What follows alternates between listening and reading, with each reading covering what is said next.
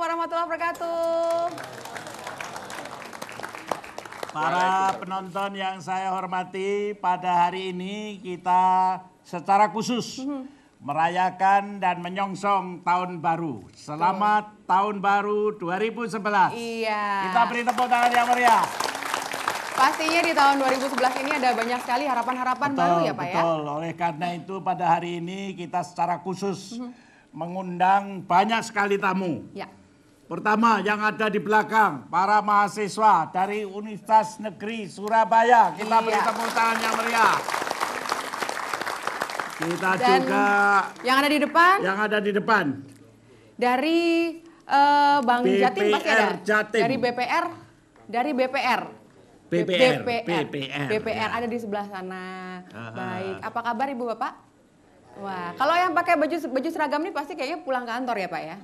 Oh, iya. Kalau itu ada dari Dinas Kesehatan. Dari Dinas Kesehatan, kemudian dari jajaran pemerintah Provinsi Jawa Timur lah Pak ya. Karena hari ini kita akan berbicara sejauh mana sih pencapaian MDGs yang sudah terlaksana di Jawa Timur. Iya, sekaligus kita undang Pak Rektornya dari Universitas Negeri Surabaya.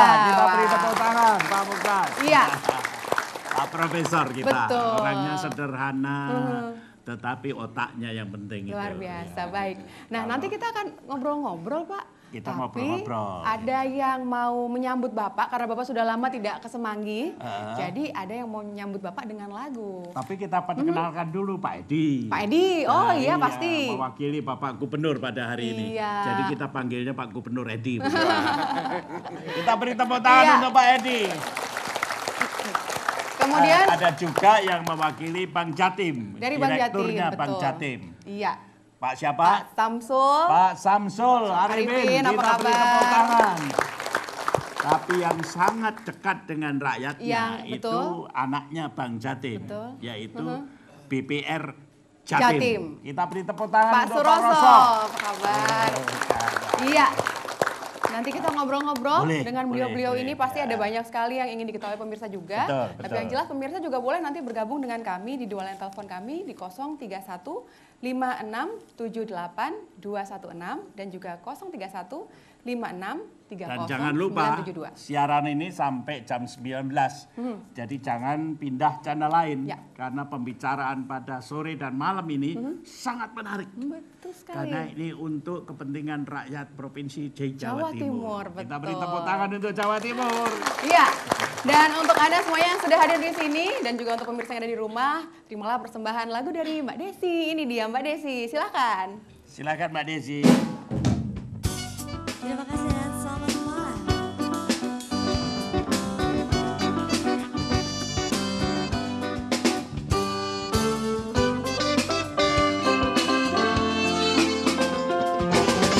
Kala surya menghilang, bulan dan bintang bersemi lagi, bagaikan pelita yang datang menyinari supa yang dilanda lara. Kalau burung berkicau, mentari pagi akan datang lagi, menghangatkan hati yang sedang dilanda asmara dan menyiksa raga. Manakah akan ku cari pengganti dirimu, entah di mana, oh di mana, di mana, di mana lagi akan ku cari.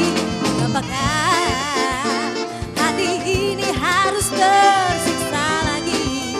Entah mengapa, oh mengapa, mengapa tersiksa lagi?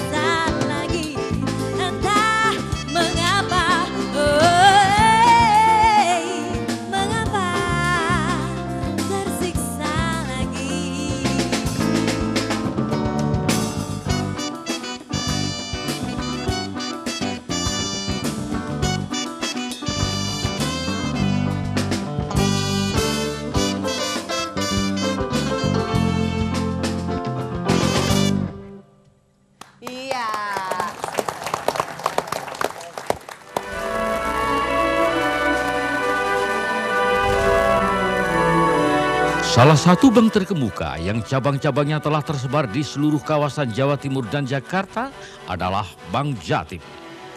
Bank Jatim adalah bank umum yang kini keberadaannya semakin berkibar. Didirikan sejak tahun 1961 dan dalam perjalanannya telah mengalami berbagai perkembangan yang luar biasa. Bank Jatim aman terpercaya.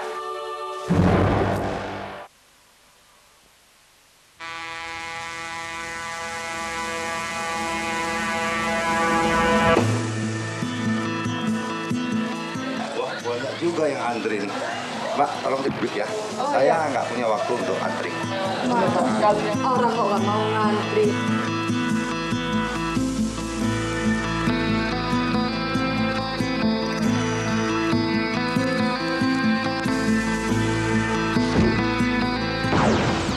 Ingat, bangsa yang maju karena sikap disiplin masyarakatnya.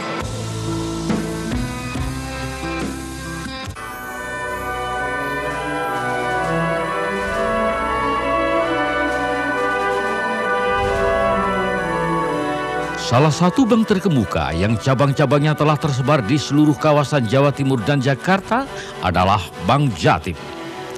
Bank Jatim adalah bank umum yang kini keberadaannya semakin berkibar. Didirikan sejak tahun 1961 dan dalam perjalanannya telah mengalami berbagai perkembangan yang luar biasa. Bank Jatim aman terpercaya.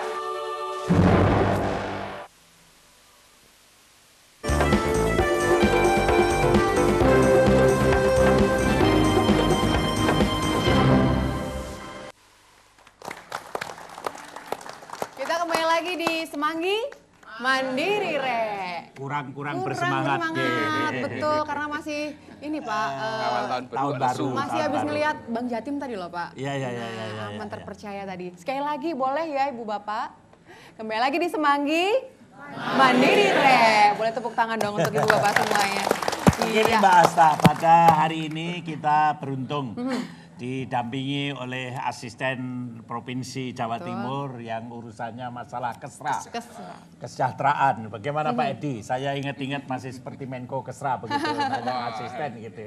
Bagaimana program-program kesejahteraan Jawa Timur untuk tahun 2011 ini Pak? Saya itu kalau melihat Bapak ini, identik dengan kesejahteraan. Wah gitu. Karena beliau pernah menjabat Menko Kesra. Iya. Gitu. Sehingga karena sejahtera di mana-mana selalu ketawa aja. Beliau kan gitu. Saya kira tidak ada orang lahir di dunia ini yang bermimpi untuk miskin dan tidak ada. Gitu. Selalu berpikir masalah sejahtera. Karena semua berpikir masalah sejahtera, akhirnya Jawa Timur mengambil keputusan politik, visinya itu Jawa Timur makmur dan berakhlak dalam kerangka NKRI. Nah, karena ini sudah menjadi visi, semuanya harus menjadikan acuan menuju ke sana. Gitu. Ini saya kira kerangka pikir yang harus menjadi kesepakatan kita dan komitmen kita. Gitu. Beberapa waktu yang lalu Pak Presiden menyampaikan begini, kita ini jangan banyak retorika, kita harus banyak action. Oleh karenanya komitmen to action itu beliau menekankan seperti itu. Karena Pak Gubernur maunya action itu Pak. Semua, tidak hanya kita di Jawa Timur, semua harus seperti itu. Gitu. Nah, tentunya kalau berbicara masalah kesejahteraan kan gitu loh, itu kan nggak bisa dengan ada doa aja. target bagaimana MDGs tercapai tahun 2015. Ya. Target IPM-nya naik begitu Pak. Ada begitu Pak. Ya. Ada program-programnya? Boleh ditahan dulu Bapak, karena kita akan saksikan visual ya. Tapi sebelumnya visual dari mana? Kita perkenalkan dulu, ada sekdanya di sini Bapak yang sudah hadir di sini. Kita beri tepuk tangan Pak Sekda dari Sampang. Iya, Bapak Pak Hermanto Bupatinya sedang Subaidi. dalam perjalanan saya dengar. Iya, selamat petang Pak. Apa kabar? Nanti kita, Bapak dokter hewan ya Pak ya? Waduh, ini dokter hewan yang kemudian menjadi sekda. Bisa saja itu. Iya, itu karena dia. bukan hewannya yang jadi sekda, tapi dokternya. Itu betul. Kita mau ngobrol-ngobrol juga soal Sampang sebagai bagian dari Jawa Timur. Kita saksikan visual, boleh ya Pak ya? Berikut ini kita punya visual untuk Anda tentang bagaimana perkembangan di Sampang.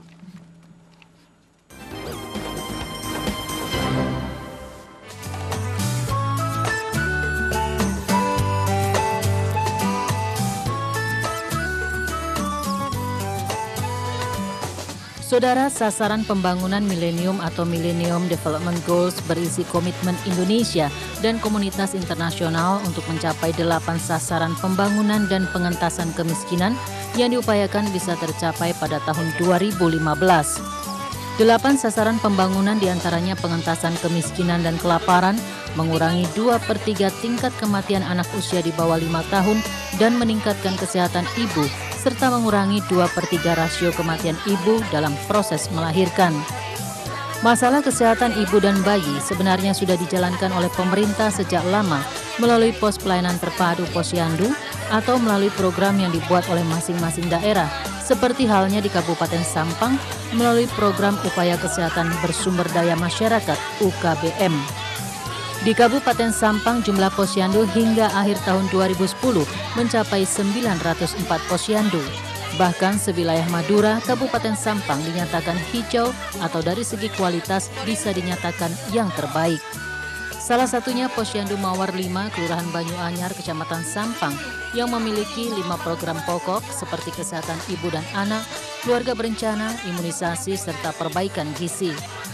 Posyandu diselenggarakan setiap 1 bulan sekali, pada minggu kedua ditangani 5 kader yang siap membantu.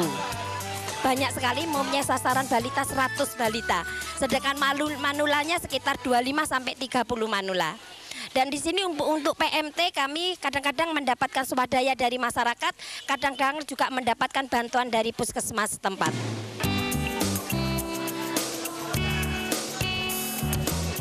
Kabupaten Sampang yang terdiri atas 14 kecamatan dengan penduduk sekitar 830.000 jiwa ini memerlukan 1.106 posyandu.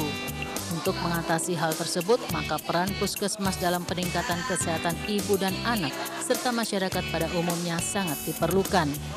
Peran ini ditunjukkan Puskesmas Banyuanyar, Kecamatan Sampang yang memiliki poli lansia, poli tumbuh kembang, umum, gigi, dan poli KIA. Pelayanan terbaik diberikan puskesmas kepada warganya yang ingin berobat, sehingga predikat juara pertama Lomba Citra Pelayanan Publik se-Kabupaten Sampang diraihnya pada tahun 2010 lalu, serta juara ketiga Lomba Budaya Kerja tingkat Provinsi Jawa Timur tahun 2010. Puskesmas ini melayani pasien peserta Jamkesda dan Jamkesmas hingga perawatan dan obat-obatan yang tidak dipungut biaya.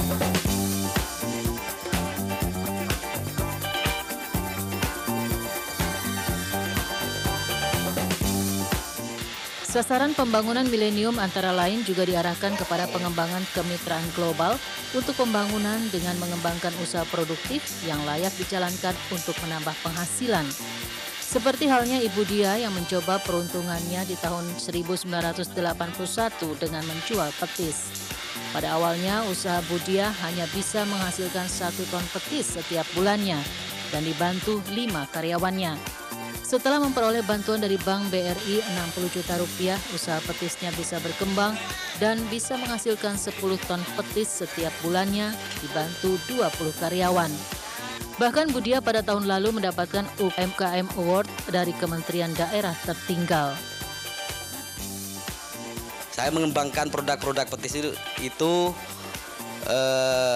supaya konsumen selain orang Madura bisa merasakan produk petis kami. Di antaranya dengan adanya modifikasi produk-produk kami berupa petis-petis yang bisa cocok dengan lidah orang seluruh Nusantara kalau bisa, Pak. Alhamdulillah sekarang pemasarannya semakin luas. Kirim itu Kalimantan Barat, ya sampai apa orang beli dari Jeddah, dari Mekah, dari Thailand juga orang beli ke sini, bukan saya yang ngirim.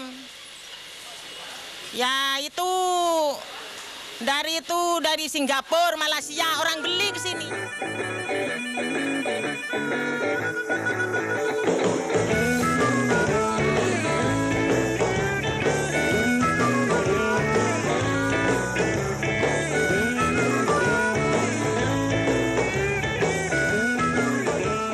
Lain halnya dengan Abdus Safi, pengusaha batik yang dahulu sering berhutang untuk memenuhi kebutuhan hidup sehari-hari dan berusaha akhirnya bisa bernafas lega karena usaha batiknya berkembang cukup pesat setelah Dinas Koperasi dan UKM Kabupaten Sampang turut membantu dalam permodalan dan juga pembinaan.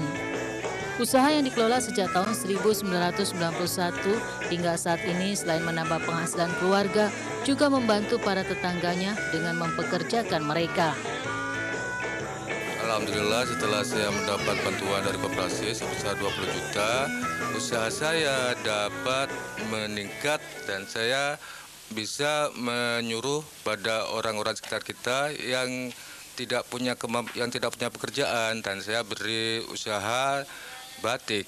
Terus setelah saya mendapat bantuan tersebut, usaha saya akan meningkat dan saya bisa menghidupi keluarga saya secara maksimal.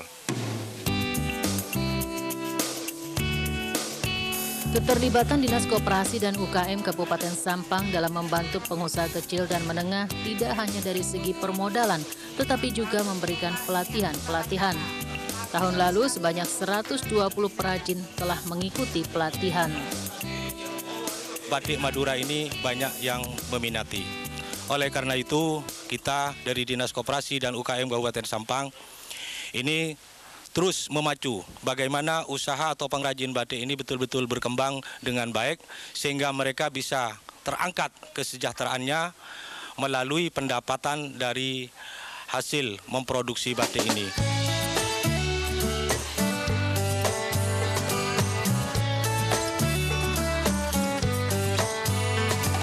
Upaya pemerintah Kabupaten Sampang dalam meningkatkan kesejahteraan dan kesehatan warganya perlu mendapat perhatian tidak saja dari pemerintah provinsi untuk turut membantu agar bisa lebih berkembang, juga perhatian dari masyarakat dan dari berbagai kalangan. Dengan demikian, tujuan akhir dari 8 sasaran pembangunan milenium dapat segera terwujud di tahun 2015 mendatang.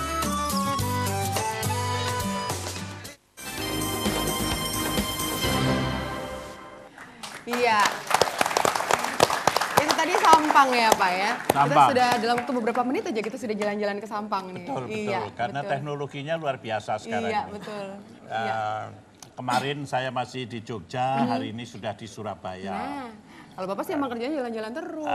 Besok sudah ada di Jakarta lagi. Kembali Tapi lagi. kembali Pak Edi tadi. Nah. Bagaimana Pak Edi? Tentang Semangat program Jawa ya, Timur Pak ya? untuk maju. Jawa Timur pro rakyat begitu Pak? Oh iya. APBD-nya semuanya untuk rakyat. Kalau kita berbicara masalah IPM gitu kan ada item bagaimana usia harapan hidup naik. Betul. Terus kemudian pendapatan per kapita naik. Kalau Jawa Timur usia harapan hidupnya tinggi Pak ya? Tinggi sampai 72. Sekarang sampai 72 tahun. Kita beri tepuk tangan. Jadi makin banyak orang tua yang masih seger gitu ya. Terus kemudian angka buta huruf ini dikurangi gitu. Oleh karenanya Bapak terkait dengan masalah angka buta huruf itu di Jawa Timur kan melihat ada satu pondok yang cukup banyak 6.003 gitu. Dan di situ itu lulusannya ternyata karena tidak mengikuti pendidikan umum itu dikatakan buta huruf.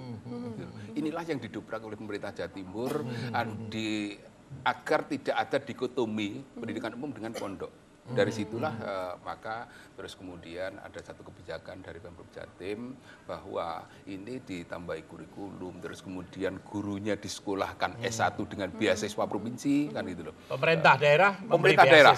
Ya. Tahun 2013 guru-guru yang disekolahkan S1 dari ini Madrasah Diniyah itu targetnya 10.000, syukur lebih, gitu. Minimal 10.000 gitu loh. Terus didistribusikan kembali. Tidak boleh lalu pindah ke Surabaya begitu, nggak boleh. Nah ini yang penting di Jawa Timur kan begitu.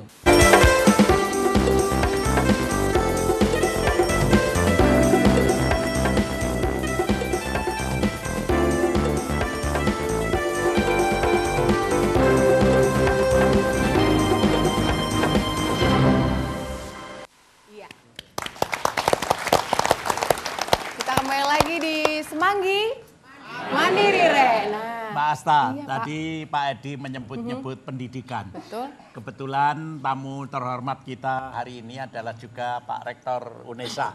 Selamat malam Pak Rektor. Selamat malam Pak. Bapak dengan 23.000 mahasiswa ya, ini sangat luar biasa. Kita beri tepuk tangan untuk UNESA. Dan antara lain banyak mahasiswa di UNESA itu adalah guru-guru Pak ya. Separuh lebih. Bapak boleh cerita bagaimana guru-guru ini apakah disertifikasi, apakah dididik dari guru biasa menjadi S1 menjadi S. Monggo. Iya, seperti disampaikan Pak Edi tadi, guru kita ini kan sebagian besar masih belum S1. Kalau data nasional itu kira-kira kan 1,5 sekian belum S1 dan kewajiban kita untuk mendorong mereka untuk S1. Nah, kebetulan ada peraturan Menteri Pendidikan Nasional nomor 15 yang memungkinkan guru-guru ini menempuh S1 tanpa meninggalkan pekerjaannya. Nah, dia mungkin kita bisa link dengan Pak Edi tadi, bagaimana katakanlah UNESA bisa membantu teman-teman guru itu menuju S1 untuk memperbaiki kemampuannya, kompetensinya, tapi tidak perlu meninggalkan sekolahnya. Nyambi mengajar, nyambi menempuh untuk ke S1. Iya. Kalau S1, S2? Kewajiban guru itu kan ke S1. Nanti, tapi gini, saya yakin ketika semua guru sudah S1, maka beberapa guru yang potensial, yang akan menempuh karir kepala sekolah, pengawas akan menuju ke S2. Jadi kami juga menyiapkan untuk teman-teman itu pola pembinaan mereka untuk ke S2 bagi guru-guru kita yang punya kemampuan baik. Ada hal khusus tidak Pak yang mungkin diajarkan gitu kepada para guru itu terkait dengan pencapaian MDGs di bidang pendidikan? Iya, jadi pola peng-S1-an guru itu agak berbeda dengan calon guru. Ini lebih didorong untuk lebih aplikasi gitu ya. Katakanlah tidak hulu, tidak ilmu hulu tapi ilmu hilir. Iya. Nah, tadi Pak Edi juga menyebutkan bahwa pemerintah daerah programnya adalah peningkatan kesejahteraan. Umurnya sudah 72 tahun rata-rata. Program KP diteruskan, program kesehatan diteruskan, tetapi juga program kesejahteraan ada di perangkat di pedesaan, Mbak. Apakah UNESA juga ada rencana atau sudah menjalankan semacam kuliah kerja nyata begitu, Pak?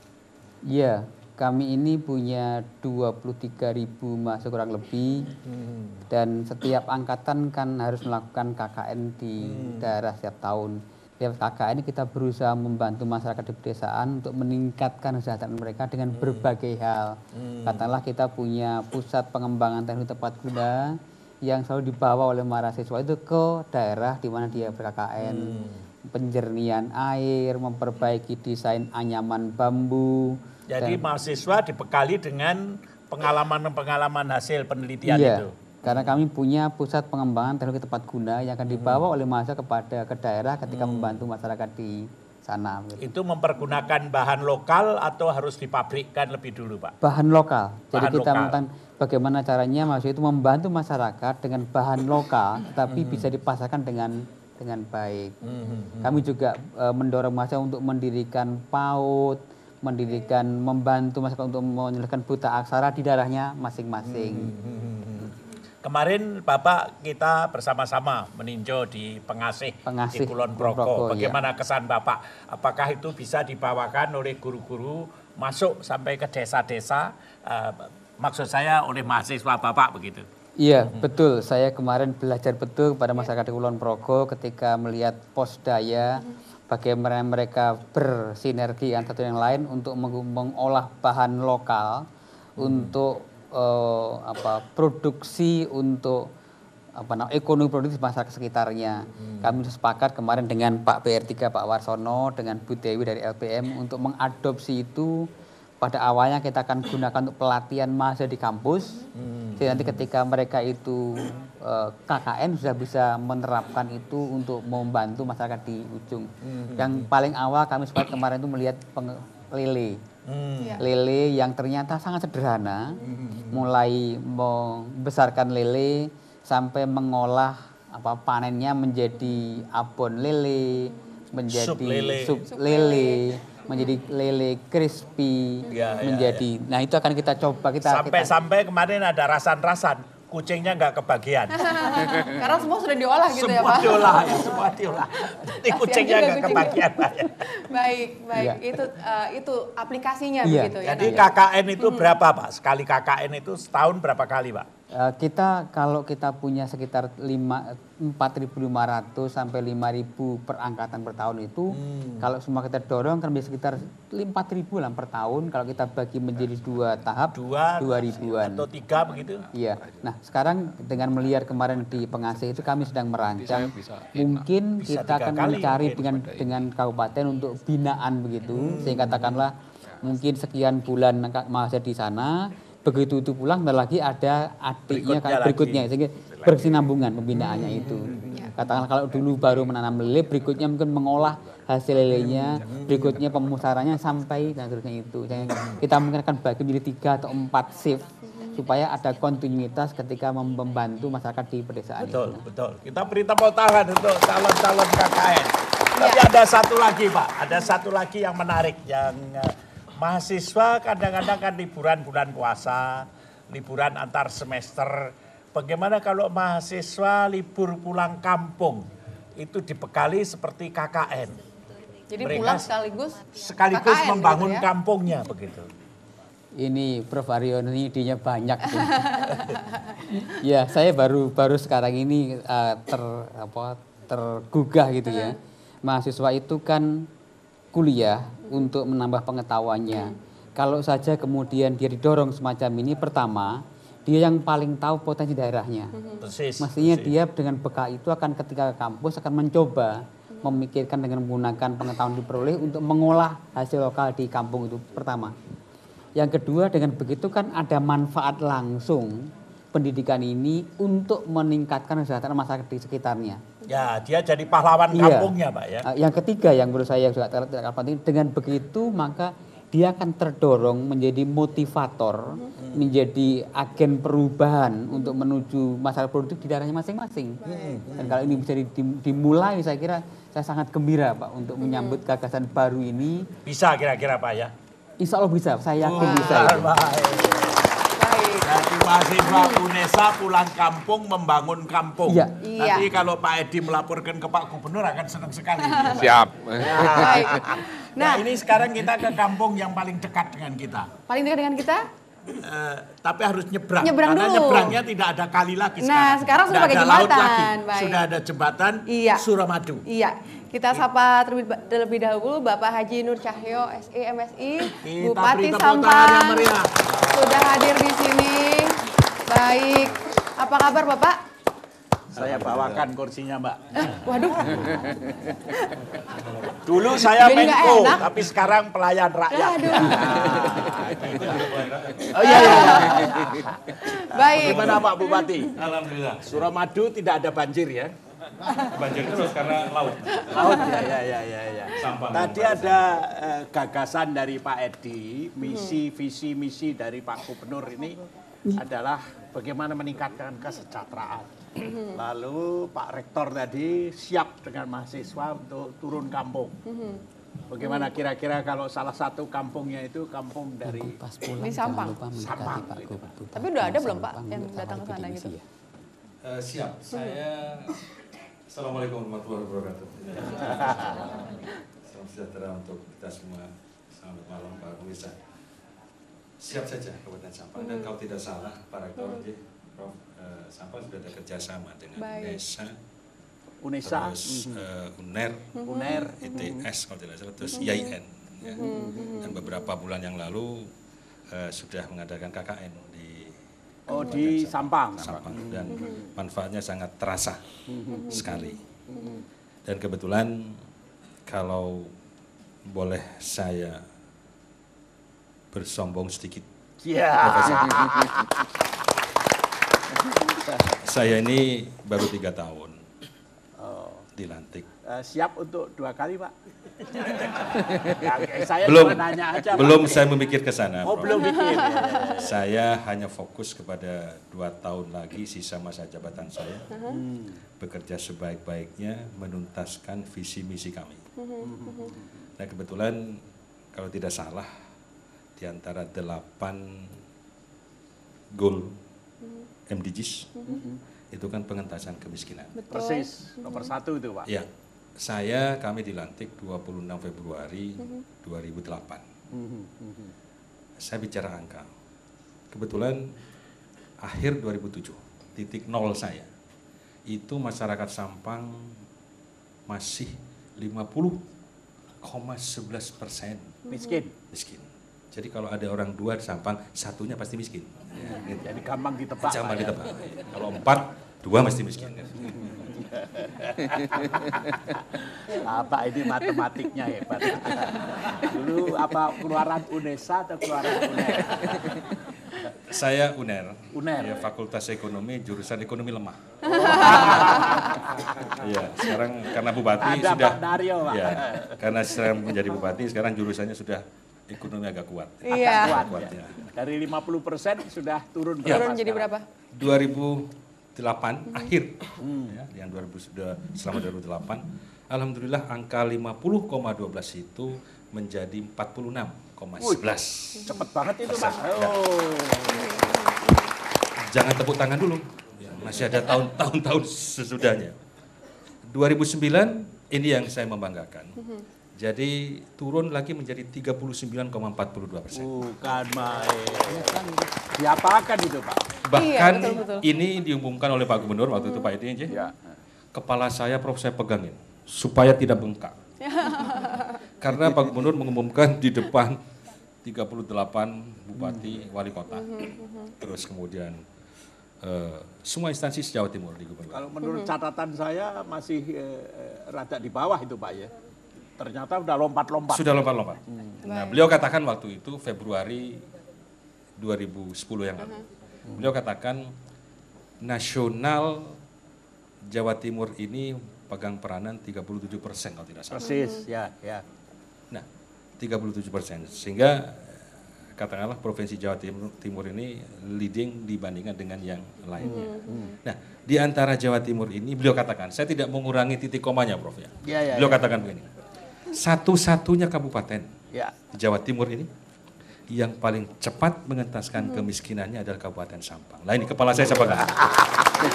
Ini kepala saya pegangi Prof, takut bengkak pecah. Gitu. Apa yang Bapak lakukan Pak sehingga ini bisa tercapai gitu? Kita kepengen tahu ya Pak ya? Ya supaya yang lain ikut-ikut niru gitu. Betul.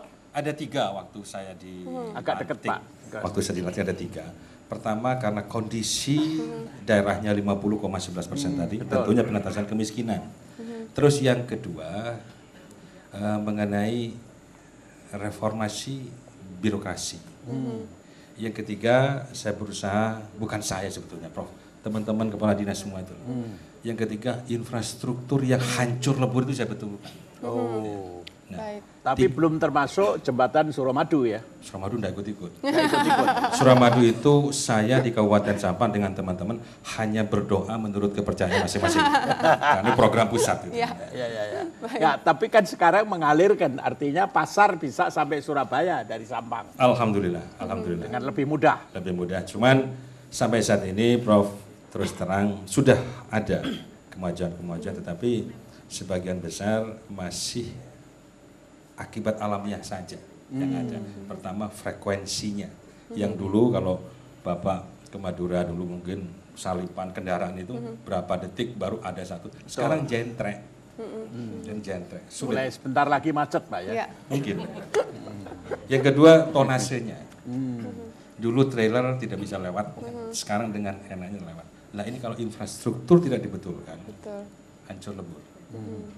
Nah mungkin salah satunya ini, saya kira ikut kepala BRSUD-nya. Rumah sakit salah satunya, kan harus kita persiapkan. Kita tidak mendoakan kecelakaan, tidak. Tapi pasti ada. Pasti ada. Dulu Prof, yang ada bis itu 3 yang saya lihat di Madura itu, Akas, terus Pelita, terus apa satu lagi itu? Lorena. Sekarang ini ribuan, terutama yang pariwisata.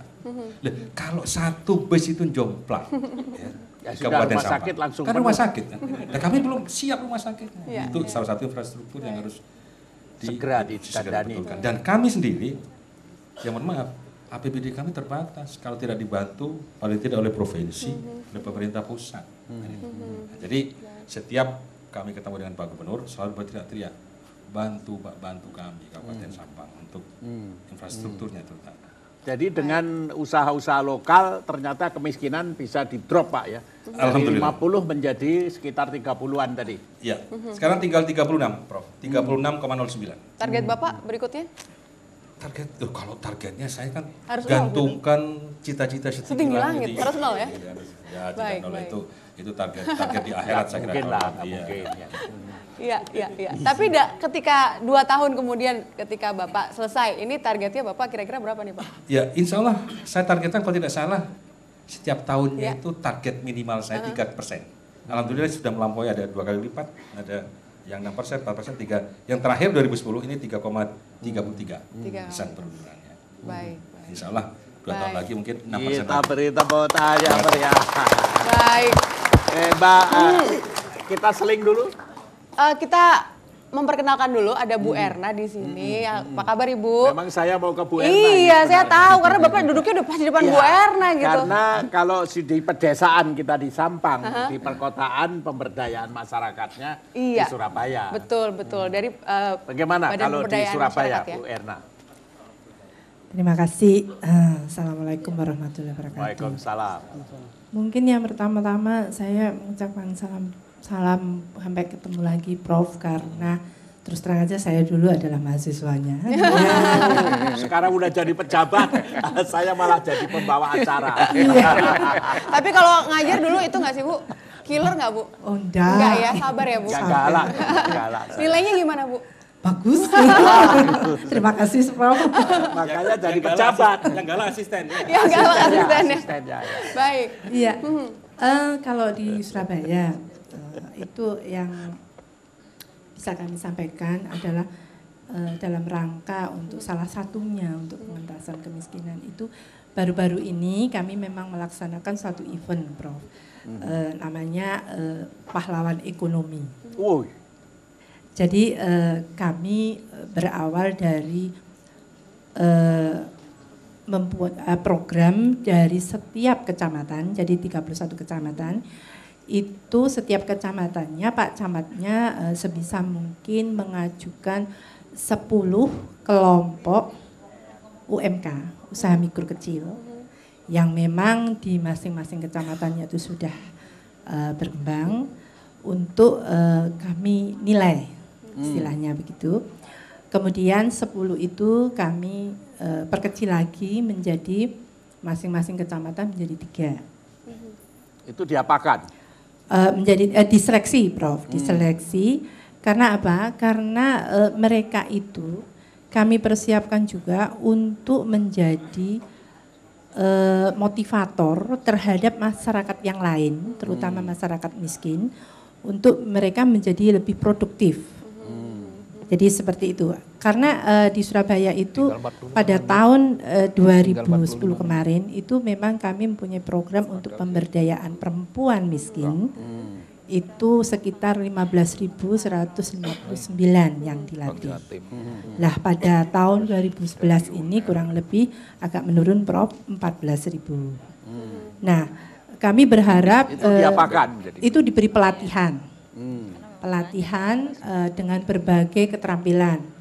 Ada kita kelompokkan secara besar, itu ada di pelatihan untuk memasak, karena ini memang permintaan dari masyarakat. Memasak itu macam-macam, ada membuat kue kering, kue basah, dan lain-lain. Kemudian handicraft, karena memang kita tidak ingin melibatkan satu alat yang memang mereka tidak mampu. Kemudian yang satunya lagi adalah menjahit. Nah dari ketiga ini makanya tadi satu kecamatan akhirnya kan terseleksi tiga kelompok masing-masing tiga kelompok ya. Tiga kelompok, ya, masing-masing mewakili. Itu untuk sebenarnya bukan hanya 3 targetnya kan, tapi untuk menyebarluaskan kepada yang lain. Tentu diperlukan modal.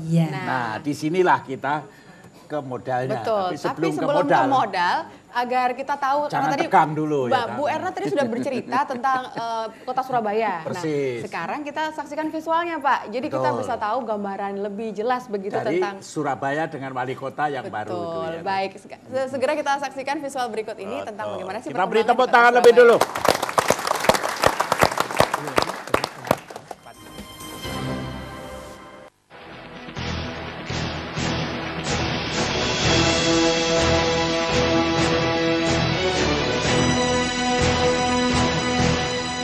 Surabaya yang terkenal dengan sebutan kota pahlawan memberi semangat tersendiri bagi warganya untuk bangkit, membangun kota Surabaya.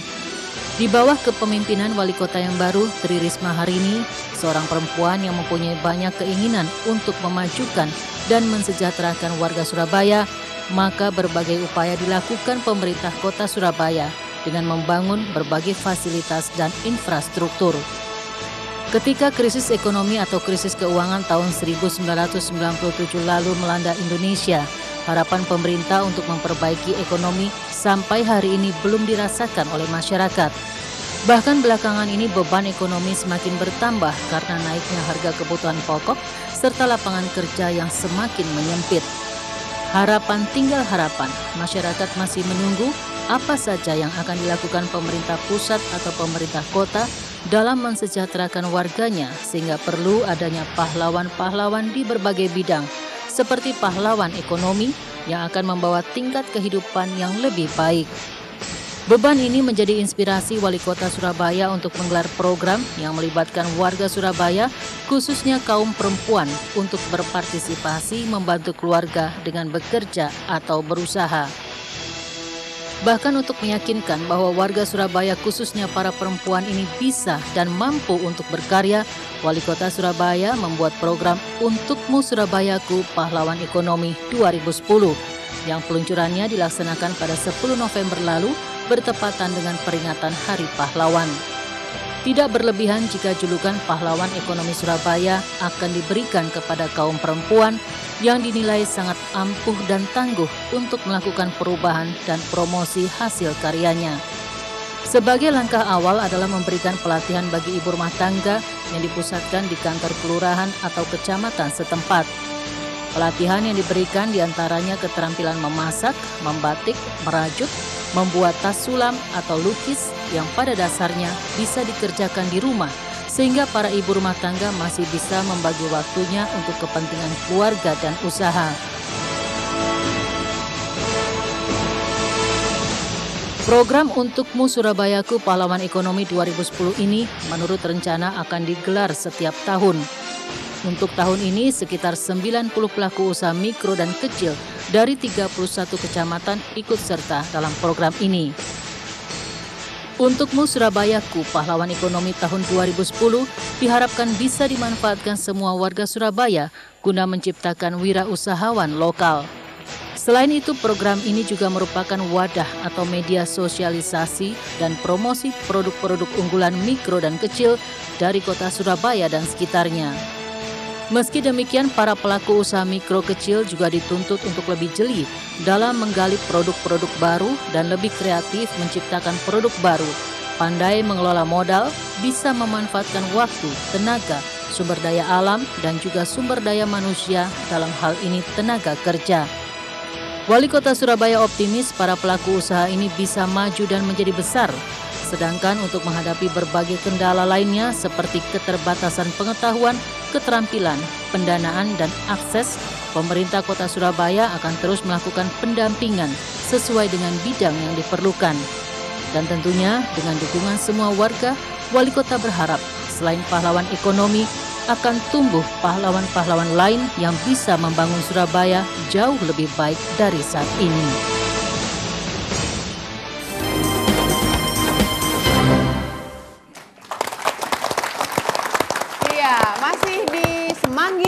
Mandiri, Re.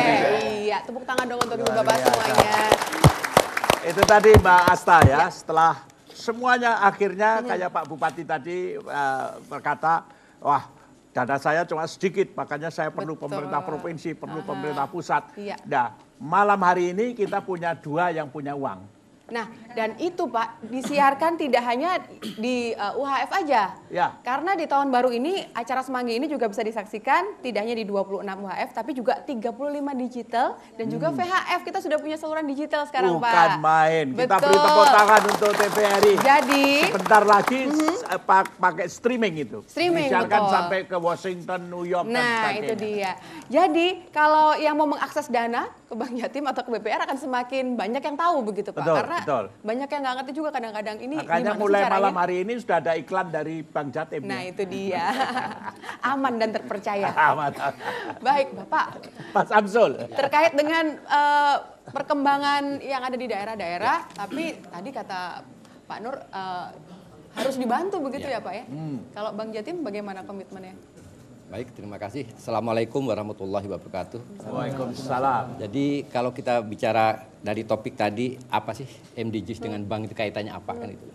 Jadi kalau kita melihat di dalam Undang-Undang Perbankan disebutkan bahwa bank itu adalah suatu badan usaha yang menerima simpanan dari masyarakat dan menyalurkan kembali ke masyarakat dalam bentuk kredit.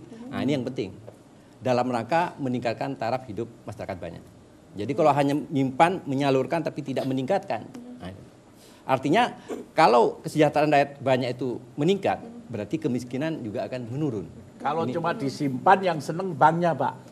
Karena biayanya murah, lalu kalau nggak disalurkan, lalu dia dijual. Kita rugi Pak, kalau disimpan malah rugi. Gitu. Tidak dapat apa. Jadi kembali yang tadi. Jadi dalam kaitan ini khususnya masalah ada kaitan dengan MDGs, kami sudah ada kerjasama dengan Yayasan Dam Mandiri, di mana menyalurkan dalam bentuk kredit yang namanya kredit pundi kencana. Itu yang penting sarannya adalah dia punya usaha produktif. Sampai dengan data terakhir kita sudah menyalurkan kepada kurang lebih 6.000 nasabah debitor, itu jumlahnya 194. Jadi mohon Pak nanti kalau ada kekurangan dananya bisa ditambah. Jadi saya hanya tinggal menyalurkan aja. Tadi kita tahu bahwa Bank Jatim ini adalah banknya masyarakat Jawa Timur dan pemilihnya adalah pemerintah provinsi dan seluruh kabupaten kota termasuk Pak Bupati Sampang ini sebagai pemegang saham Pak. Jadi artinya kita kembali kepada PAD daripada provinsi dan kabupaten kota. Dan sudah ada di semua kabupaten kota. Sudah ada dan kita malah di Kangean ada, di Bawean ada. Di mana bank yang lain belum pernah masuk, kita udah masuk di daerah Bawean dan Kangean. Main. Sahabat kita Pak Roso. Iya, ini harus dijadikan satu, begitu ya. Persis. Karena bisa kalau cerita Pak Roso, ya. Pak Roso ini sepertinya lebih ke bawah lagi begitu Pak ya. Kalau tadi di Bawean dan Kangean mungkin Bapak lebih masuk lagi begitu targetnya. Terima kasih Bu. Assalamualaikum warahmatullahi wabarakatuh. Waalaikumsalam. Bank BPR Jatim ini adalah milik pemerintah Provinsi Jawa Timur, Kabupaten Kota se-Jawa Timur. Apa? Jadi begini Bu, Bank BPR Jatim ini adalah milik pemerintah Provinsi Jawa Timur, pemerintah Kabupaten Kota se-Jawa Timur. Sehingga Bank BPR Jatim ini terus terang sesuai dengan topik MDGs, bahwa kami ini justru pada ke mikro, ya ke mikro. Nah mikro ini terus terang aja kami sudah luncurkan kredit yang namanya Kridamas, kredit dengan agunan emas. Sehingga ini bisa mengakses kepada rakyat miskin. Katakan Tapi ada juga pundi rakyat, Pak. Nah, nanti ada pundi rakyat. Jadi Kridamas itu mengakses rakyat miskin yang notabene tidak punya uang, pakai gelang. Boleh. Cincin kawin pun boleh dibawa ke Bank Jatim 5 menit, 10 menit cair. Bisa untuk usaha baru. Baik. Itu yang kadang-kadang dikhawatirkan orang begitu ya Pak ya, tidak punya agunan, apa bisa saya mengakses begitu. Yang kedua, sesuai dengan program Pak Gubernur, bahwa Pak Gubernur adalah peduli terhadap Kopwan, Koperasi Wanita. Nah, Bank BPR Jatim pun itu ada produk yang namanya pundi rakyat. Nah, pundi rakyat itu diprioritaskan kepada wirausaha baru atau wirausaha yang dikelola oleh kaum wanita.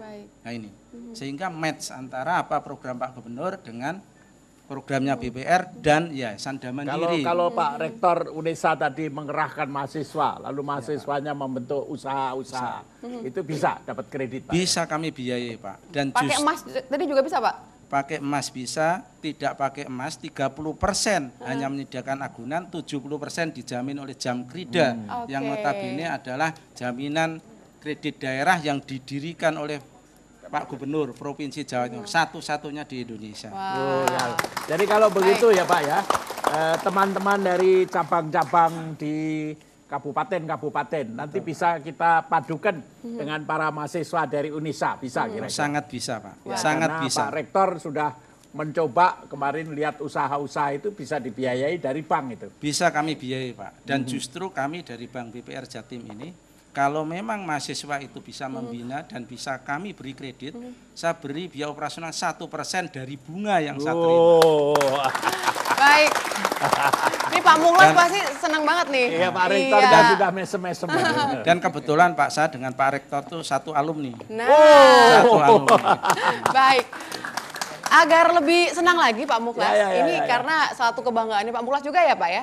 Bapak Sama memiliki murid Pak, memiliki mahasiswa yang berkebutuhan khusus, tapi ternyata di UNESA ini justru diberi perhatian lebih ya Pak ya. Terutama untuk bagaimana meningkatkan rasa percaya diri dan hasilnya sudah luar biasa.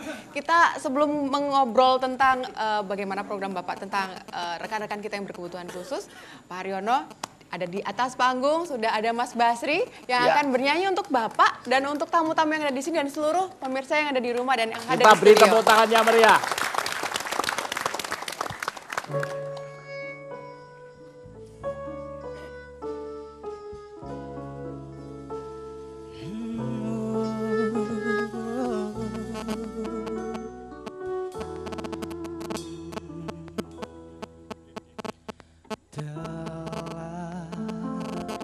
Lama sendiri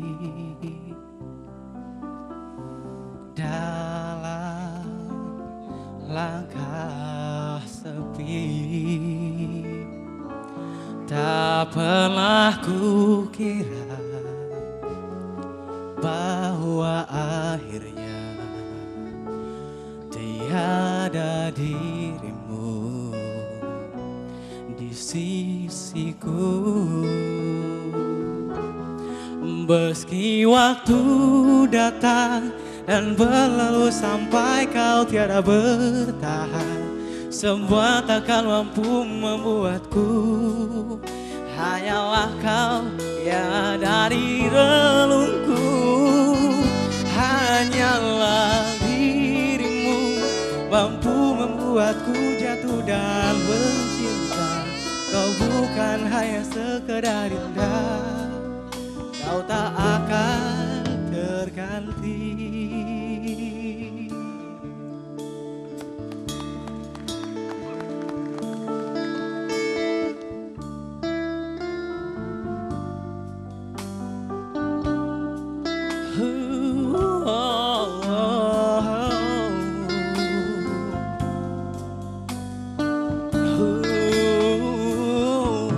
Tak pernah kuduga bahwa akhirnya terungkap janjimu dan janjiku. Meski waktu datang dan berlalu sampai kau tiada bertahan, semua takkan mampu membuatku. Hanyalah kau yang ada di relungku.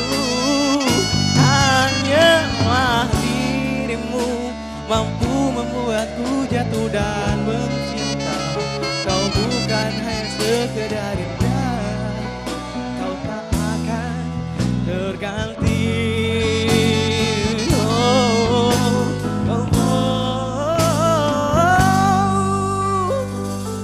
Meski waktu datang dan berlalu sampai kau tiada bertahan, semua takkan mampu mengubahku. Hanyalah kau yang ada di relungku. Hanyalah dirimu mampu membuatku jatuh dan mencinta.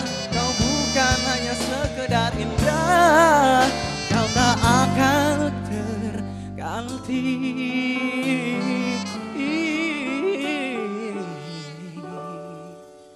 Kau tak akan terganti.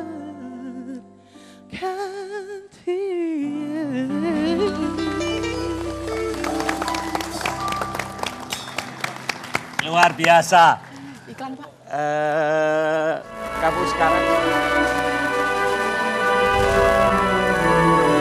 Salah satu bank terkemuka yang cabang-cabangnya telah tersebar di seluruh kawasan Jawa Timur dan Jakarta adalah Bank Jatim.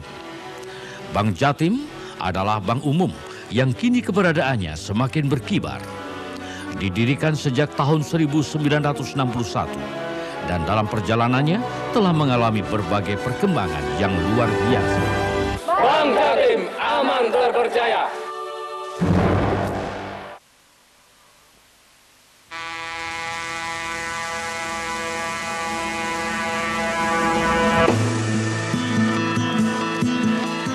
Banyak juga yang antri nih. Mbak, tolong dibik ya. Saya nggak punya waktu untuk antri. Orang kok nggak mau ngantri.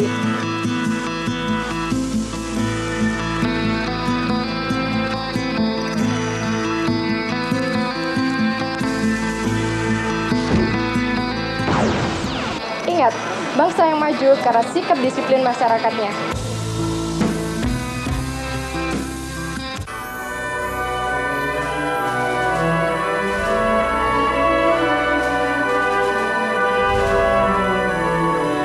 Salah satu bank terkemuka yang cabang-cabangnya telah tersebar di seluruh kawasan Jawa Timur dan Jakarta adalah Bank Jatim.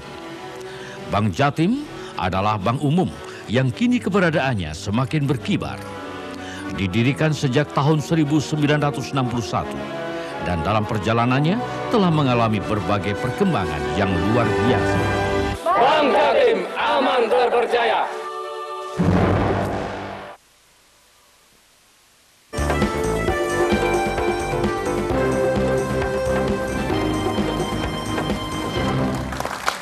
Baik, ada yang memberi kita inspirasi luar ya Pak? biasa. Betul. Minggu lalu pada waktu final sepak bola antara Indonesia dengan Malaysia selaku Ketua Umum di NIKS, saya menyelenggarakan satu acara. Tahu acaranya apa? Nonton bareng? Bukan. Apa itu? Debar Bu Radio. Debar Bu Radio apa itu? Debar itu dengar bareng bola radio. Ada aja Pak Haryono nih. Penontonnya ratusan. Oke. Tetapi semuanya tidak bisa melihat bolanya. Baik. Tetapi mendengarkan siaran RRI bareng. Jadi namanya Debar Bu Radio. Luar biasa. Ini wah iya. Itu pasti karena ada jadi concern ya. Kamu ini melihat sebelah kiri sudah totally blind. Sebelah kanan 10 sampai 25%. Baik. Jadi ngenali saya gara-gara suara ya. Kalau begitu saya rubah suara. Kenal nggak? Masih kenal. Jadi Pak Rektor, beliau ini sudah sekarang semester kelima. Semester 5. Apakah ada mahasiswa di sana yang juga nasibnya sama seperti dia? Cukup banyak. Cukup banyak. Kami ini punya prinsip pertama, semua anak bangsa itu harus dibantu untuk mengembangkan potensi. Yang kedua, aku yakin Tuhan itu adil. Kalau seperti Mas Basir ini ada kekurangan di satu sisi, punya kelebihan yang lain. Sehingga tugas kami adalah menemukan potensi yang dimiliki beliau ini, Mas Basir ini, untuk kita kembangkan sama-sama. Betul. Sehingga pada saatnya bisa potensinya bisa berkembang untuk bekal masa depan yang bersangkutan seperti Mas Basir. Dan ternyata ya Pak Rektor ya, kamu sekarang kecuali sebagai mahasiswa, pekerjaan sambilannya apa? Nyanyi sih sebenarnya ngamen. Ya kemarin ngamen sempat di Suara Indonesia, Trans TV terus apa? Kan main jadi Trans TV segala macam ya. Terus ini apa? Privat paling. Privat. Mengajar katanya ya, mengajar ya. Mengajar nyanyi. Memberi les. Memberikan les. Kalau saya dekat begitu saya belajar nyanyi sama kamu ya. Baik. Jadi yang diajari itu nurut sama kamu. Gimana cara kita menyampaikan Pak? Kalau misalnya kita membawa mereka masuk ke dunia dia, nanti lama-lama juga dia respon ke kita. Wah, luar biasa. Kan baik Pak Rektor. Ini pantas jadi kebanggaannya Bapak begitu ya. Iya Pak Rektor, terima kasih. Saya kira perjuangan yang menarik dan pantas kita teruskan. Kita beri tepuk tangan untuk saudara-saudara kita. Jangan lupa, kalau punya anak penyandang cacat, jangan disembunyikan. Karena kalau disembunyikan selama kita orang tua masih kaya raya, anak itu akan ketulung karena kita kaya raya. Tetapi kalau orang tuanya meninggal dunia, si anak harus mandiri. Jadi kita contoh, betul? Saya punya. Mungkin saya kalau boleh berpesan buat. Boleh pesan, silakan. Ya, jadi untuk masyarakat Jawa Timur dan kalau bisa untuk masyarakat dunia. Sebenarnya sempurna itu bukan berarti perfect fisik. Maksudnya semua sempurna, bagus, tampan, nggak ada cacat.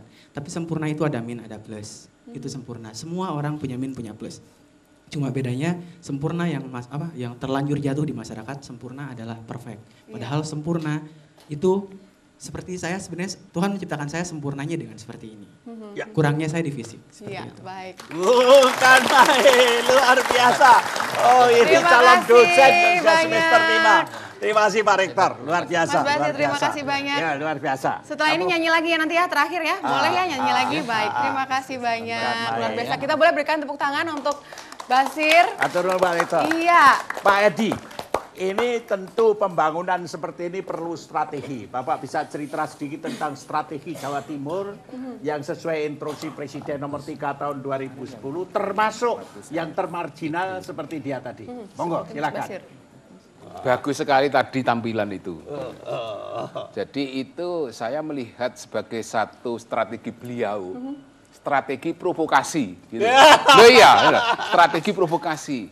Yang mempunyai predikat kebutuhan khusus saja bisa seperti itu kok kenapa kita tidak? Ini saya kira satu hal yang perlu akhirnya membuat kita sadar semua. Ternyata kita semua ini jangan menjadi penonton semua, tetapi semua jadi pemain. Persis. Nah, kaitan dengan strategi ini, di sebelah saya ini ada Dokter Dian. Gitu loh. Dokter ini kalau mengobati yang sakit, masyarakat yang sakit, memberikan resep. Yang sakit balik lagi, resep akan diganti. Artinya resep itu keliru. Kan gitu loh. Nah, berbicara masalah strategi kesejahteraan melalui pembangunan, gitu. Kita dulu ada pertumbuhan menempatkan pada urutan atas.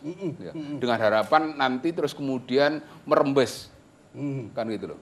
Tetapi kenyataannya rembesan itu tidak dirasakan. Nah, dari situlah yang terus kemudian Pak Gubernur. Yang baru Pak Presiden kan Inpresnya nomor 3 tahun 2010 Pak. Pembangunan berkeadilan. Betul. Dari situ akhirnya Pak Gubernur menetapkan Propur Projob for Growth. Bukan dibalik gitu loh, bukan dibalik. Kenapa? Karena ya tadi sudah terbukti konsep atau resep yang lama ini perlu ada satu perubahan. Sehingga dengan demikian Propur, Projob, Pro Growth, Pro Employment dan Pro Gender. Karena kalau saya tidak bicara masalah Pro Gender nanti saya digugat juga kan gitu loh. Bapak Ibu sekalian, barangkali kalau kita sudah berbicara masalah program strategi seperti ini tentunya terus kemudian kita melihat pada masing-masing tadi. Propur bagaimana? Bapak, Jawa Timur ini masyarakat kita yang masuk dalam kategori miskin, apakah itu mendekati atau miskin atau sangat miskin, itu jumlahnya 3.079.822. Cukup banyak. Gitu loh. Yang sangat miskin itu yang ditangani oleh Pemprov Jatim. Jumlahnya 493.004. Gitu. Itu yang ditangani oleh Pemprov Jatim gitu loh. Yang miskin itu pemerintah pusat gitu loh. Jumlahnya 1.322.308.30868. Terus kemudian yang mendekati miskin 1.259.122. Nah, ini Bapak Ibu sekalian, tentunya kalau berbicara masalah data seperti ini, kita kan nggak bisa terus kemudian, ini provinsi saja bekerja. Makanya tadi saya melihat ada Kabupaten Sampang, ada Kota Surabaya. Sampang dan Surabaya nggak bisa berpikir terus kemudian, aku adalah daerah saya sendiri, negara saya sendiri, nggak bisa. Kita konsepnya konsep NKRI, sehingga dengan demikian ini perlu ada satu bareng-bareng. Oleh karenanya dalam konsep-konsep penanganan masalah ini kita ada hal-hal yang disaringkan. Saya ambil contoh Pak, masalah kesehatan gitu loh. prinsip dasar pelayanan kesehatan ini bisa cepat, kan gitu. Cepat, terus kemudian kualitas meningkat. Oleh karenanya Jawa Timur ini fenomena yang ada itu kan sepertinya kalau kita melihat Rumah Sakit Dr. Sutomo itu seperti puskesmas raksasa. Karena apa? Di daerah-daerah itu banyak RSUD yang tidak terpenuhi kebutuhan dokter spesialisnya, sehingga menumpuk ke Surabaya. Inilah yang barangkali dilihat dari tataran cepat akhirnya menjadi lambat, jaraknya jauh, kan gitu loh. Ini terus kemudian penataan di tingkat kabupaten kota, terus kemudian di puskesmas, terus kemudian Polindes ditingkatkan menjadi Poskesdes. Pada saat meningkatkan Poskesdes ini 1 perawat 1 bidan. Untuk perawat terus siapa yang biayai? Sharing. Gitu. 250 untuk perawat, provinsi 250, kabupaten kota 250. Dengan daerah Pak ya. Betul. Kalau Pak Bupati di Sampang sendiri tadi Bapak merasa bahwa banyak kegiatan ya yang perlu provinsi cawe-cawe, perlu pusat cawe-cawe. Ya. Kalau dalam bidang ekonomi kerakyatan Pak, seperti koperasi itu bagaimana? Sudah banyak sebetulnya Pak cawe-cawenya Pemprov ini. Cuma lebih bagus, harus lebih banyak lagi gitu loh. Ini yang kami harapkan. Berharap kan begitu. Tadi masalah kesehatan. Ini mungkin saya sharing saja, mudah-mudahan teman-teman sejawat saya yang belum saya kira bisa meniru ya. Kami ini Kabupaten Sampang punya rumah singgah namanya. Di depan Rumah Sakit Dr. Sutomo. Jadi siapa yang sakit, ya, masyarakat miskin khususnya, sebelum masuk ke Dr. Sutomo kami tampung gratis si pasien dan 2 pengikut, ya, pendamping. Di rumah singgah itu. Di rumah singgah itu, makan minum ke belakang gratis. Oke. Ya. Sampai si pasien sembuh. Sampai sembuh gitu loh Pak. Cuma 2. Kan kebiasaan di saudara-saudara kami nih Pak, biasanya sama, mau naik haji sakit, yang sakit 1, yang sakit 1 itu yang nganter 33. Betul. Nah kami batasi 2 saja gitu. Ya, itu 1. Saya kalau boleh komentar yang dari kalau Pak Edi. Anaknya banyak nanti Pak. Ya, betul. Terus yang kedua, ini sebelah kanan kiri saya ini diambil oleh perbankan. Ini Bang Jatim, Bang Umum. Beliau ini Pak Rosoni kalau tidak salah BPR. Ini pangsa pasarnya lain beliau ini Pak. Lain. Beliau ini yang kecil-kecil, ini yang menengah besar. Ya. Saya tertarik ucapan beliau tadi. Ya. Silahkan ke BPR Jatim 5 menit cair. Jangan terlalu cepat Pak. Ya, kalau perlu 1 hari atau 3 hari.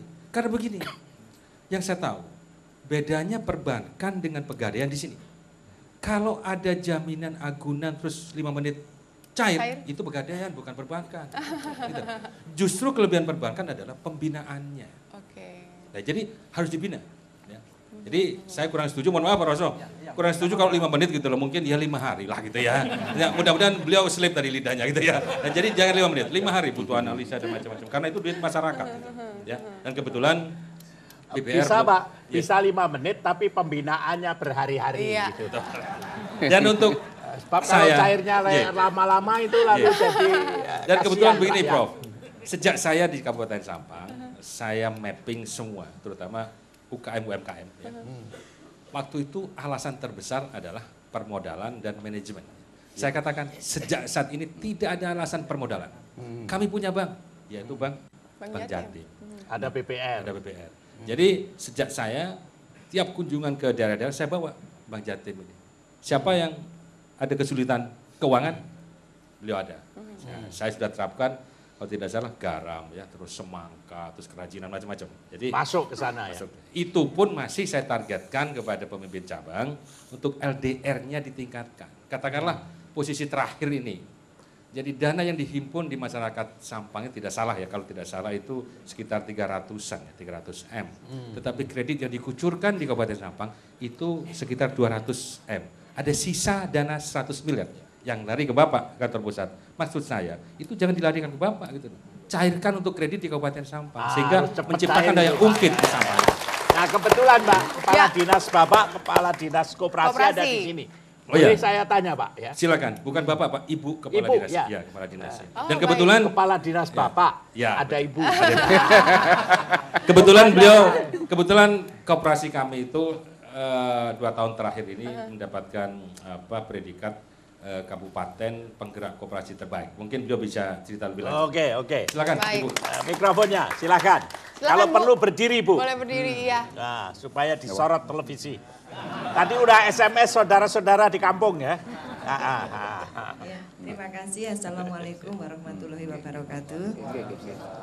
Di bawah kepemimpinan Bapak Bupati Nur Cahya ini, Bapak Bupati sangat peduli atau care sekali terutama dengan UMKM dan juga koperasi, sehingga dari Pemda ini pada tahun sekarang ini dana yang digulirkan, jadi di Dinas Koperasi ini ada dana 15,6 M yang kami titipkan ke Bank Jatim, yang ini kami berikan kepada UMKM maupun koperasi yang membutuhkan ya, dengan bunga 6%.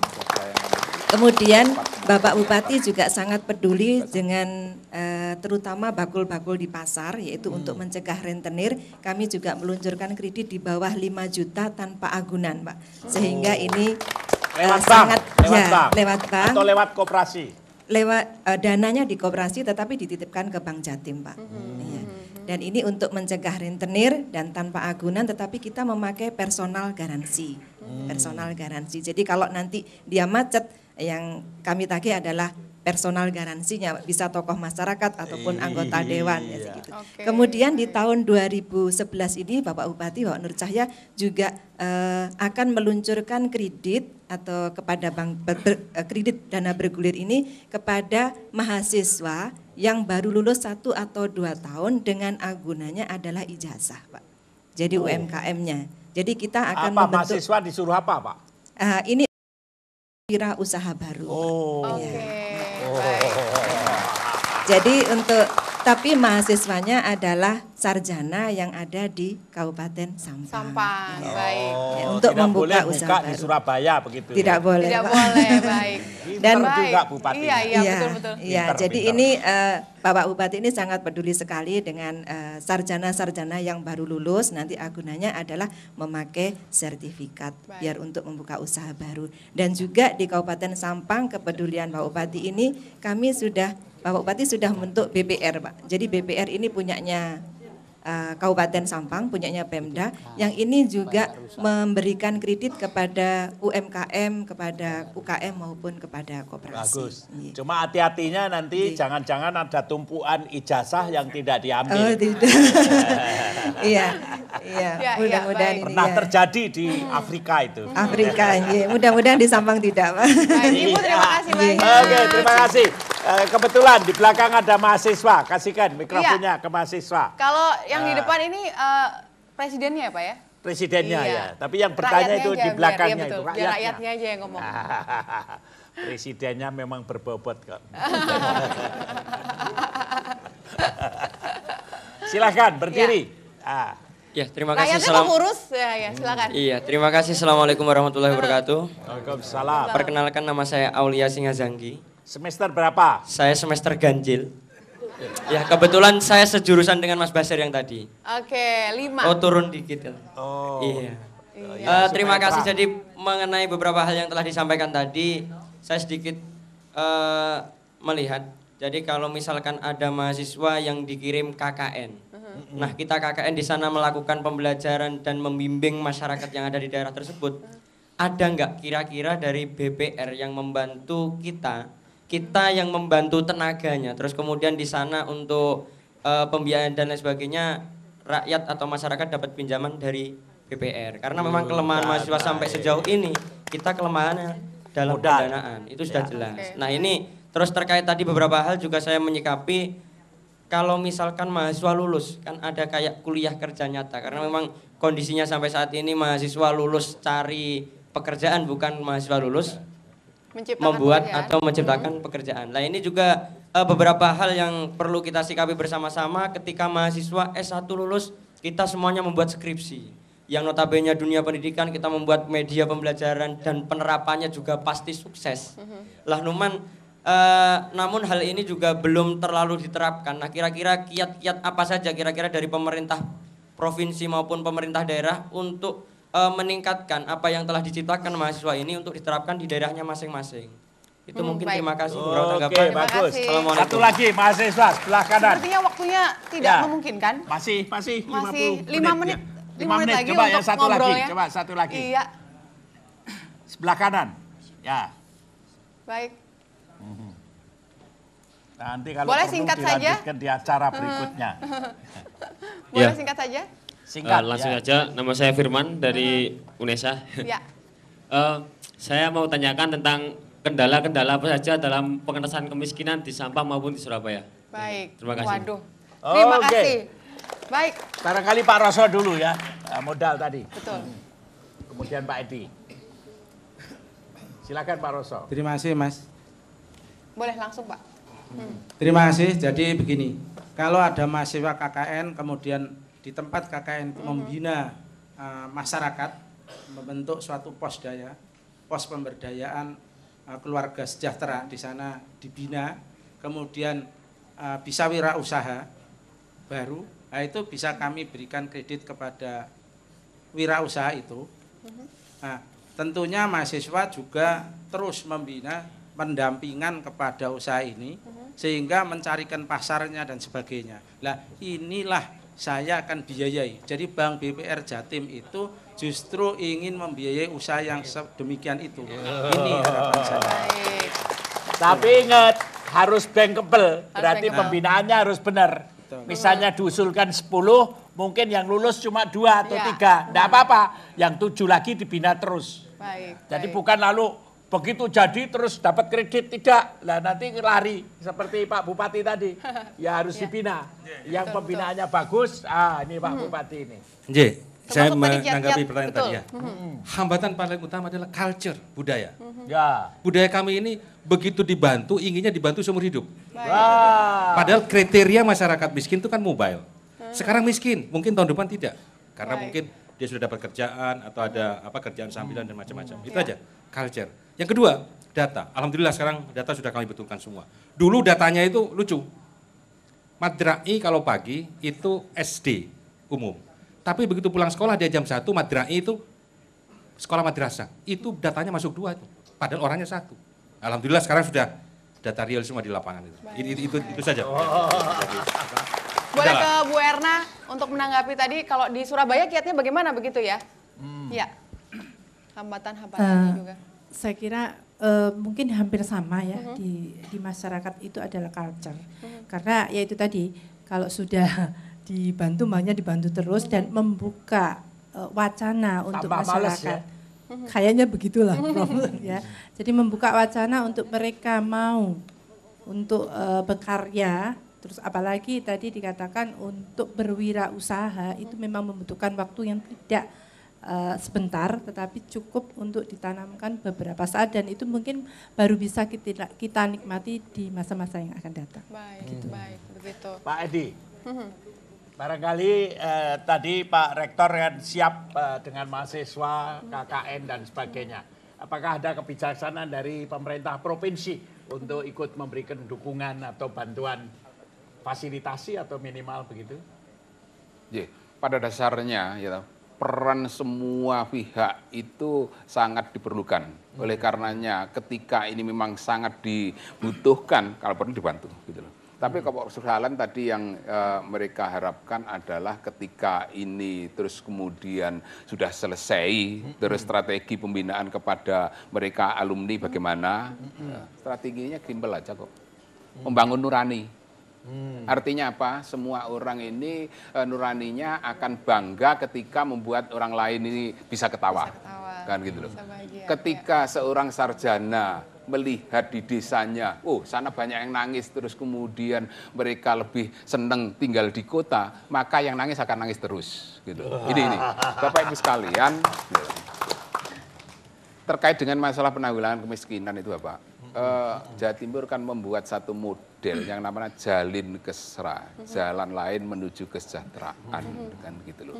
Yang tentunya ya sasarannya adalah masyarakat yang sangat miskin itu tadi, rumah tangga yang sangat miskin. Nah, dalam jalin kesra ini dibangun ya masyarakat menjadi pelaku sesuai dengan apa yang dia inginkan. Persis. Gitu. Kita menamakannya dengan pos-pos pemberdayaan keluarga. Kalau misalkan ini top down, orang yang bisa beternak terus kemudian dipaksa bertani, nggak bisa. Oleh karenanya dibangun dari sana. Ketika dia ingin memberdayakan lele, ya terus kemudian dikucurkan dana untuk ternak lele. Mereka yang ada di pinggir hutan dan sebagainya, misalkan gelondongan itu. Pak Rektor, setengah menit barangkali ada pesan. Singkat saja Pak.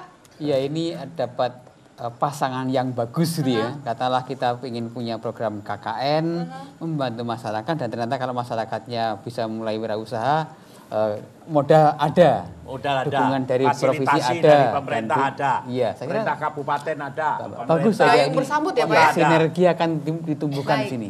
Baik, terima kasih banyak. Wah, 1,5 jam cepet banget ya Pak kayaknya Pak ya. Padat. Waduh, padat sekali. Karena tahun baru, betul. Tahun baru harus padat. Nah, ini waktunya menutup acara nih Pak. Silakan. Bapak terima kasih banyak sudah hadir, Bapak-bapak, Bu Erna terima kasih sudah hadir Pak. Dan di tahun baru ini saya boleh menutup dari sini saja ya.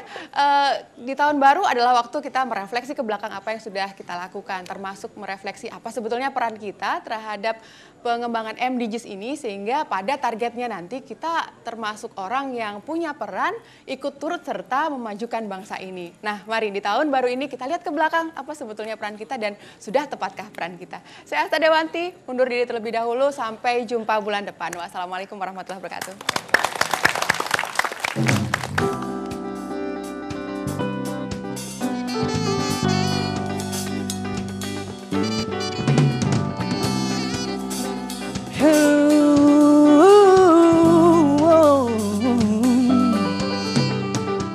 Kau bilang kini kau tak menarik lagi, tapi ku merasa kau tidak. Kau selalu bertanya apa ku masih mencinta. Dari pertanyaanmu sepertinya kau takut. Sekarang atau 50 tahun lagi ku masih akan tetap mencintaimu. Tak ada bedanya rasa cintaku, masih sama seperti pertama bertemu. Sekarang atau 50 tahun lagi ku masih akan tetap mencintaimu. Tak ada bedanya rasa cintaku, masih sama seperti pertama bertemu. Ku ingin tahu, pernahkah kau dugakanku bermain cinta di belakangku bersenang-senang. Dari pertanyaanmu sepertinya kau takut. Sekarang atau 50 tahun lagi ku masih akan tetap mencintaimu. Tak ada bedanya rasa cintaku, masih sama seperti pertama bertemu. Sekarang atau 50 tahun lagi ku masih akan tetap mencintaimu. Tak ada bedanya rasa cintaku, masih sama seperti